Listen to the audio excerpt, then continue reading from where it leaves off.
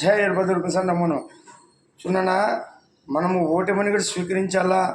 తర్వాత మీరు లోపాలు తెలుసుకోండి. ఎందుకు మేము ఓడిపోయినారు, 151 నుంచి 11కి ఎందుకు పడిపోయినాము, పోలవరం అమరావతి కట్టింటే మన భవిష్యత్తు ఎట్లుంటున్నాం, అటువంటివన్నీ ఇడిచి అంతా చుట్టూగా సలహాదారులను తీసుకొని భావితరంలో మనకు పోటీ లేకుండా 30 ఏళ్ళు ఎట్లా పాలించాలా, పవన్ కళ్యాణ్ ఎట్లా ఈ బలహీనపరచాలా, చంద్రబాబుని ఎట్లా ఇది చేయాలా, అవమానం చేయాలా, వాళ్ళ కుటుంబాలని, వాళ్ళ వ్యక్తిగత జీవితాలని, వాళ్ళ ఇంట్లో స్త్రీలని అంతా తెచ్చి అసెంబ్లీలో దేవాలయం అసెంబ్లీలో ప్రస్తావన అవసరమా? మీరు సమస్యల గురించి మాట్లాడాలా, అభివృద్ధి గురించి మాట్లాడాలా, డెవలప్ గురించి మాట్లాడాలా, రాజకీయాల గురించి మాట్లాడాలా.